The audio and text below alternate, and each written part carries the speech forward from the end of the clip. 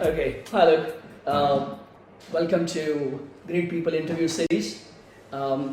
We have with us today Luke Tobin, who started his business at the age of 30 from his bedroom 6 years ago, and at 36 he is already nominated in Forbes 40 under 40.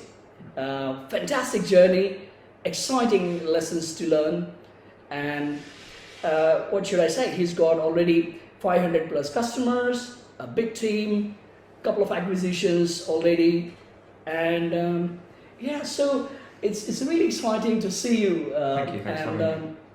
Thanks for having us here. How did you come up with this? The whole thing. How Digital Ethos is the name of the company. So where does this name come from? Yeah, the name, the domain, because it's always hard when you start searching for a company name these days, because most things have been thought of, right? Or so you find out when you start having these great brainwaves. I've operated in the digital world, digital marketing and marketing sphere for about 15, 16 years. So about 13 years ago, I registered the domain, but only actually started using it 6 years ago. Wow. I really liked it. I saw the movement towards everything digitized and everything being digital, digitization across all industries. Yeah. So Digital Ethos is the pillar. Having the ethos around digital, I thought was a really strong name. Yeah, fantastic. So, what do you think, is the future of, digital marketing? I mean, because there's so many people around us, and there's so many people saying we do digital marketing. So how do you differentiate? The industry, you're right. I think in the UK there's 6,500 agencies, Wow. and a lot of those are single operators. Even freelancers with one or two other freelancers. I would say there's probably about 500 proper agencies that have got reasonable staff and client base. But it is complicated because it's a competitive space. A lot of the way that you go to market and the services you sell are the same. So really the only way that you can differentiate is in the client understanding and the way that you approach that business, and you understand the mentality and more importantly, the business goals and objectives of that client.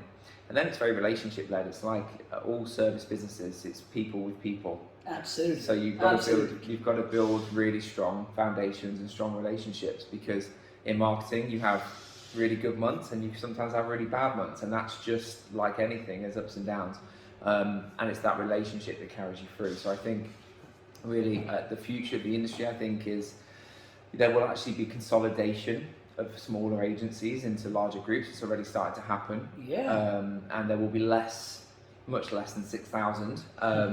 But there'll be bigger agencies looking after more clients. Well, that's a great insight for our audience, though. There's going to be a consolidation, as they say. So going back, 2013 or 13 years ago, you said, right? You registered a domain. So tell us your backstory. How did you come up with this idea and your journey? Yeah. I mean, I've always been entrepreneurial. I've had businesses really since I was 19, but I've worked my way through different roles and worked in other agencies. And I think that the thing that was really apparent to me, and again, this goes back to the relationship piece I talked about before, was that there's almost like a no man's land, is how I would describe it, that sits between the client and the agency. And it's an area of mistrust, it's an area of information that slips through the cracks. And working in other agencies and seeing that the client often wasn't really sure what they were getting for their money, didn't quite understand where the value was, and it was always a dogfight to try and retain that client. I really felt like it could be done differently and it could be done better. So the idea of the agency was very much, and it was a brainchild, as you can tell, for quite a few years before I actually took the leap and started and went all in. But it was very much about building that bridge across no man's land and forming a really trusted partnership, like a business solution rather than just a facilitator of a service. So obviously, you're reiterating, trust, relationship, which is absolutely vital to any business and growth of any business. What else you think has worked for you to retain the customers and grow the customers? Yeah, it's a great question, and I think again, it's about hiring people that believe what you believe, right? Wow. So I worked very much in the bedroom on my own in 2016, which you alluded to at the start, and I had freelancers all over the place doing bits of development for me, doing bits of support with SEO, PPC, whatever it was, because I was one man, I couldn't do it all. But the quality of service was sometimes not as I wanted to bridge that gap. Yeah. So in 2018, in January 2018, I started hiring staff, and the hiring process has always been really important to me. Now, don't get me wrong, there's been some mistakes along the way, you don't always get it right, but typically I've gone for people that really want to build that bridge as well and understand that synergy with clients that I've obviously... Absolutely. And as you rightly said, well, there would be mistakes in every journey, Yes. but do you pivot from there? And do you make the right kind of adjustments and go to the next level? And then probably you find that, well, it is still not right, and you fight until you get it right, and that's an entrepreneur. Yeah, there's many more issues and mistakes and firefights. I actually think in business, probably, most of what you do is problem solving. Absolutely. That's basically what business is. And actually, you see on LinkedIn and in society these days, everyone wants to be an entrepreneur. Yeah. What they don't realize is to be an entrepreneur, you need to be able to problem solve constantly. I see. That's why I guess you are also a mentor at Virgin's Ventures? Yeah, I've started to work over the last couple of years a bit more with some startup and scale-up companies, which has been great. What I like about that is my job now and my role here has become very leadership-led, but it's also very process-led, and it's all about stabilization and growth and internal things, which aren't very sexy and aren't very entrepreneurial, right? So dealing with scale-up and startup businesses and supporting them still keeps my entrepreneurial flair going and allows me to still add some value in that aspect. Wow, fantastic. Well, that's great. What you have learned, you're giving back to the society, the starters. You were obviously started 6 years ago, and now here you are, which is a great achievement. But I'm sure you must have had your challenges. So what was your biggest challenge and how you dealt with it? It's been a lot. I think probably one that's worth talking about, because it's always the elephant in the room, is the COVID situation, right? As a marketing agency in March 2020, when the lockdown hit, marketing's the first thing that every company goes, okay, we can pause that, we can stop that. We don't need to spend on marketing when nobody's doing anything, they're sat at home. Yeah. So I think the worst day, I had 11 phone calls from clients asking to cancel their time with us. Oh dear. It was pretty hectic. The first week, I think we had about 25 of those calls, and by the end of the second week, almost half of our customer base had asked to cancel. So we've been on this amazing growth curve for a couple of years, and then I was looking at it and going, okay, well, if I allow this to happen, we're going to be back to where we were at the start of 2018. This is crazy. Yeah. So we've been quite fortunate with building up some cash reserve to that point. I thought, okay, well, let's make a decision here and let's be brave. So I rang all of the customers back and I said, look, don't cancel, don't stop anything. We'll keep servicing you as is. Just don't pay us until you can. Wow. And let's review in 2 months' time when things have settled down and we'll see where we are. I'm putting my money and time into you to try and keep the relationship long term. And it was a risk, right? Because that cash reserve could have been my takeaway for something else, could have been my safety net. Yeah. But it paid off, because by the June, all of those customers, bar 4, had come back to us, which was great. Fantastic.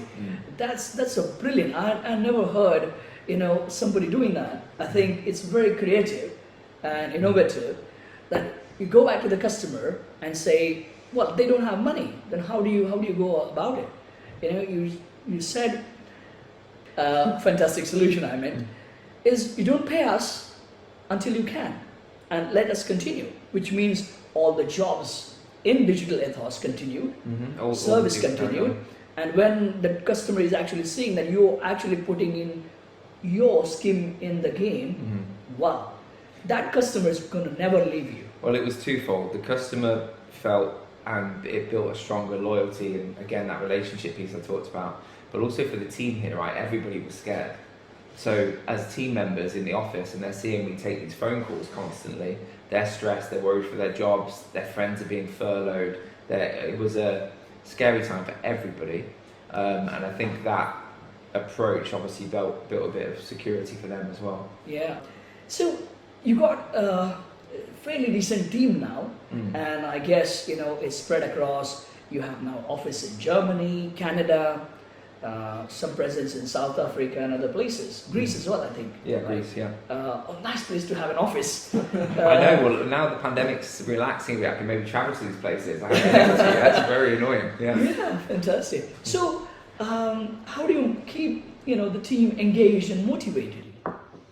I mean, that's been a roller coaster as well, right? Before the first lockdown, we had everybody sat here in the Leicester head office. We had a York office where there was a couple of satellite people based, but other than that, we were in the office 5 days a week. We were used to working that way. We were lucky that our tools and our processes allowed us to become remote very quickly, and I think digital's really an incredible space for that, because you can operate pretty much from anywhere. But it's been a journey, and it's been a learning journey as well. Some of the staff that we had then aren't with us today because they were unable to work that way, or found it difficult, or the processes weren't quite where they needed to be to support them. And it's been an evolving journey. I think now where we are today, we've really seized the opportunity that I think the pandemic has brought for digital businesses. We've created digital nomad policies, so staff can work from anywhere in the world as long as they're online when they need to be. We've created a fully hybrid and remote workforce, so if people don't want to come in the office, they're not forced to, but we have what are called hub days on a Tuesday and a Wednesday, and that's in any of our offices globally. So we've really gone completely the other way, and that's actually allowed more freedom for the staff. But what we tend to find is a lot of them actually miss the camaraderie anyway. So by giving them the freedom, they still want to come and spend a couple of days and be creative, and then they get the rest of the time to still have a better life balance with their families and all the benefits that came from being able to work from home. So I guess it's slightly more challenging for some of the international staff because they are fully remote, but we do have regular touch points throughout the week, full team meetings twice a week, so everyone gets to at least see their colleagues, and they have department-based meetings. So we try to make it as inclusive and as open as possible. Wow, fantastic. You talked about processes, and I guess, yes, you have been developing processes over the course of years. Now, what are the tools and platforms you think are useful and you use to deliver professional service as well as client management? Yeah, I mean, because of our quite unique setup now with the teams where they are, we've created internal and external communication. So we use Slack internally just for internal quick fire comms. Although I quite like the team to pick up the phone when they can and actually speak to each other, because it's amazing how many people in this day and age actually would rather send a message than just call somebody. And maybe I'm a bit old school in that sense, but I think you can deal with things a lot better just by speaking to somebody. And it's hard, on a video call sometimes as well. You don't always get those little, what I call water cooler conversations that you get to know people. So we try to create inclusive opportunities around that, where we've got a tool called Mybo that we use, where you can go in and you go to like a virtual island or a beach or to a hammock, and you sit there with these little characters and you're looking at each other, but it creates a little bit more of a, relaxed environment to just a Zoom call or a Google call. Absolutely. Then we use a system called Forecast.app, which basically allows us to track productivity across all of the different regions, and that allows us to look at sort of billable time. Obviously, as an agency, it's very much about making sure you're covering the utilisation of the staff members. So that allows us to see that productivity.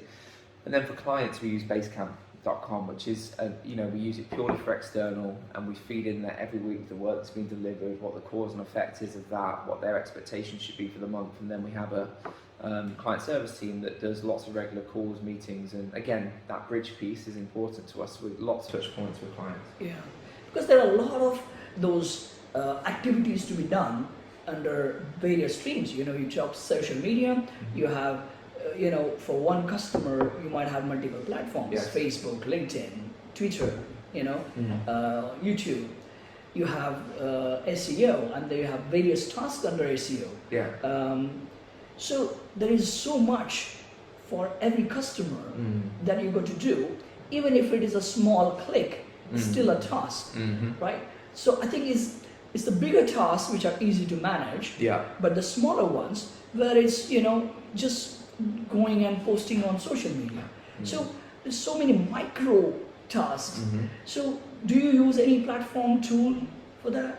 So we have our own blueprints, as we call them, for like SEO, for example, has about 200 points in there for things we must cover for a client. Fantastic. Social media is more, we use Sprout Social for that, which allows us to do scheduling and creatives. We use Canva, or we do our own XD type stuff. So there's a real mix. I mean, we're quite fortunate now as we've scaled. Once upon a time, everyone had to do a bit of everything. Yeah. Now we have dedicated departments for supporting these functions, and then we have our blueprints, which are followed almost to the letter because we know it's what works, and we adapt that based on trends and industry movements, and we follow that process basically, which helps. Fantastic. So, hi there. I just wanted to share with you all why London School of Digital Business is doing this great people interview series. Well, for the last few years, small and medium businesses have been facing lots of challenges. Individuals have been wondering what's going to happen to their careers because of these emerging trends and technologies, artificial intelligence, VR, AR. What's going to happen? It feels as if the world is changing. And then COVID hit, and there is a lot of depression in the minds of people. So we thought we need to bring in some positivity, bring in some motivation and inspiration. And it's all good to know these stories of, Elon Musk and Jeff Bezos and Bill Gates. But we wanted to talk about the extraordinary stories of the people that you get to see in the ordinary world. They are no way ordinary people. They are great people, but they are the ones you can relate to.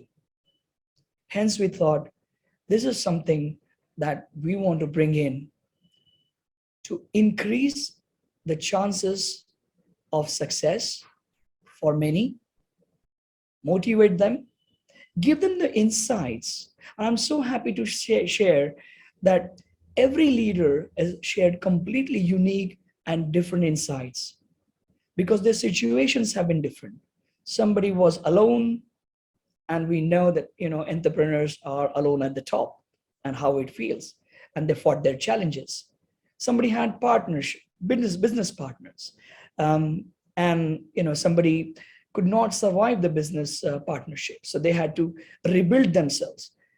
Somebody thought, well, I could have done this differently if I was to go back in time. So every insight is so unique.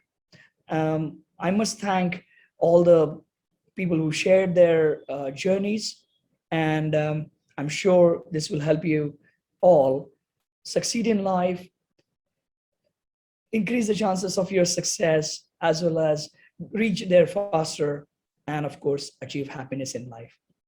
Thank you for listening. Fantastic. So that takes me to end of the first part, and let's go for some lighter moments and go for a little rapid fire, should I say. So what would you like to do over the weekend?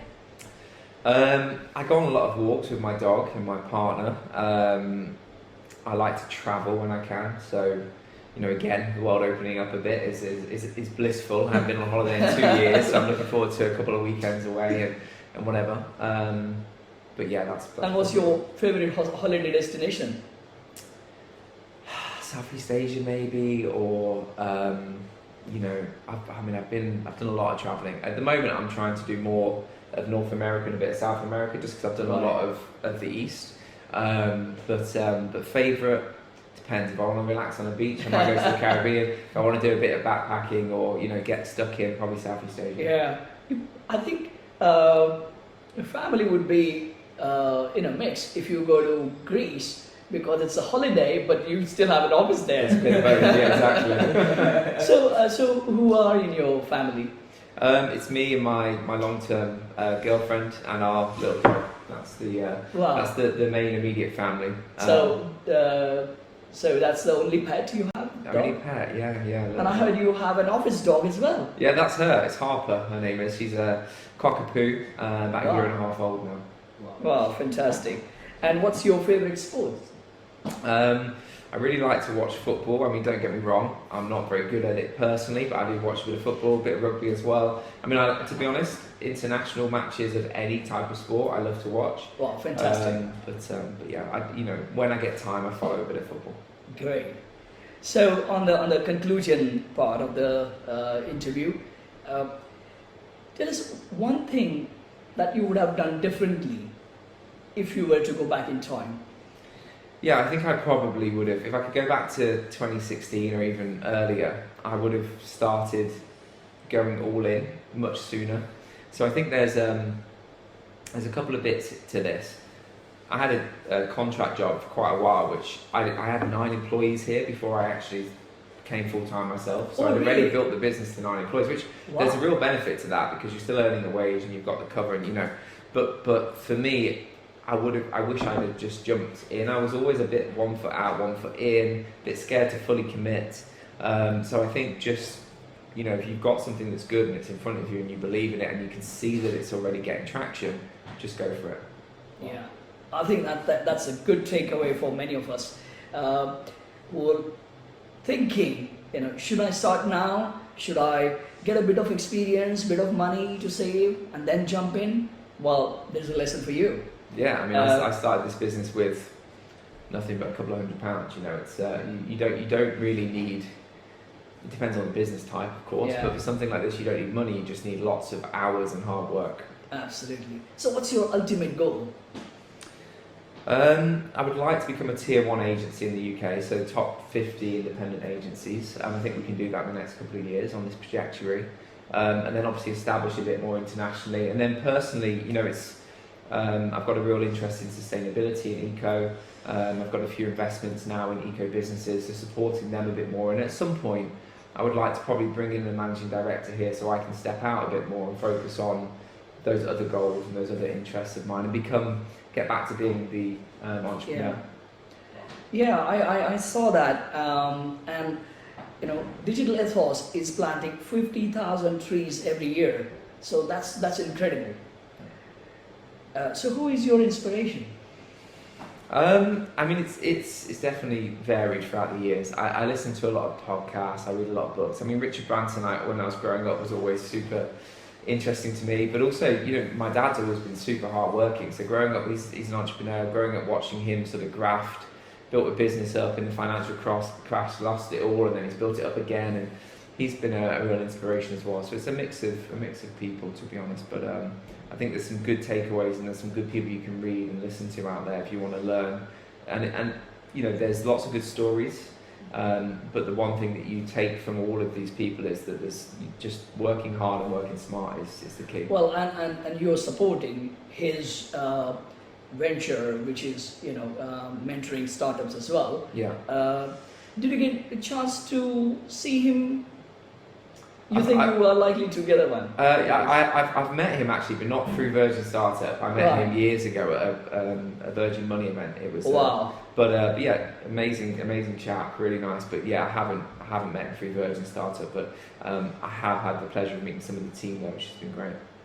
Fantastic. So the most important question is, what's your advice to the young entrepreneurs who are getting into any business or this business?